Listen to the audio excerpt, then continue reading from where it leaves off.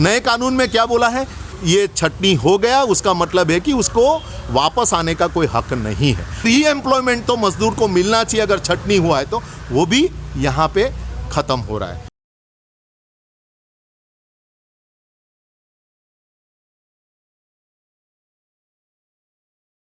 आप देखिए contract labour regulation and abolition act 1970 में बना, उसका ऑब्जेक्ट क्या था कि भाई जहाँ पे परमानेंट वर्कफोर्स है, जहाँ पे पेरेनियल नेचर ऑफ वर्क है, वहाँ पे कॉन्ट्रैक्ट सिस्टम नहीं हो सकता है। अब क्या किया जाएगा, अब ये किया जाएगा कि भाई कॉन्ट्रैक्ट लेबर सिस्टम तो है ही, वो तो बहुत ही तीव्रता से आगे बढ़ेगी, लेकिन उसके साथ साथ आज के दिन पे जो ऑर्गेनाइज सेक्टर है, जहाँ पे मजदूर 7% जो ऑर्गेनाइज सेक्टर में परमानेंट मजदूर तरीके काम कर रहा है, उसको रिप्लेस किया जाएगा फिक्स टर्म कॉन्ट्रैक्ट से।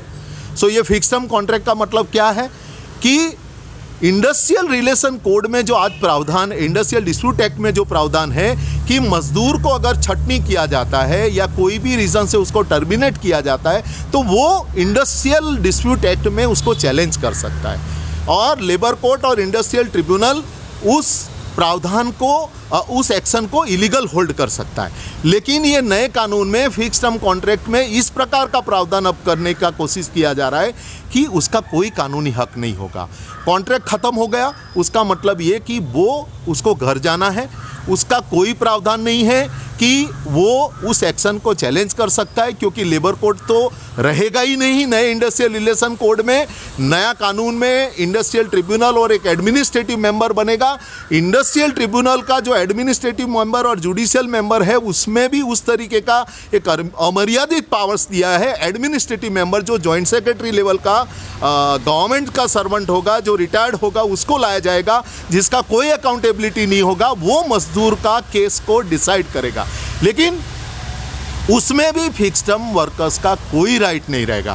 फिक्स टर्म वर्कर्स को कॉन्ट्रैक्ट में जो प्रोविज़न किया है उसके मुताबिक उसको, वो कॉन्ट्रैक्ट का पीरियड ख़त्म हुआ, उसको घर जाना पड़ेगा। अब तक क्या था, सुप्रीम कोर्ट ने बहुत सारे जजमेंट में ये कहा था कि आपका कॉन्ट्रैक्ट ख़त्म होना उसका मतलब ये नहीं कि मजदूर को घर भेजना है। अगर आपका काम चालू है, आपका फैक्ट्री चालू है और आप कंटिन्यू कर रहे हो आपका प्रोडक्शन एक्टिविटी को, तो कॉन्ट्रैक्ट के आड़ में या कॉन्ट्रैक्ट ख़त्म हुआ है उस रीज़न से मजदूर को आप टर्मिनेट नहीं कर सकते हो।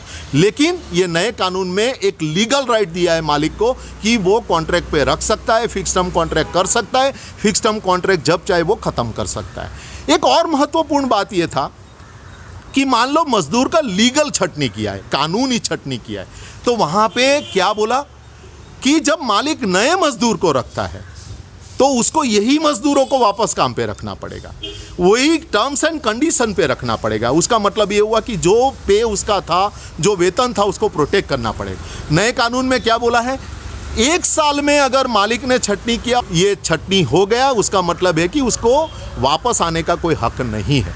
तो मैं मानता हूँ कि ये एक तरीके से जो बुनियादी हक तरीके सुप्रीम कोर्ट ने जिसको एक्सेप्ट किया था कि री एम्प्लॉयमेंट तो मजदूर को मिलना चाहिए अगर छटनी हुआ है, तो वो भी यहाँ पे ख़त्म हो रहा है।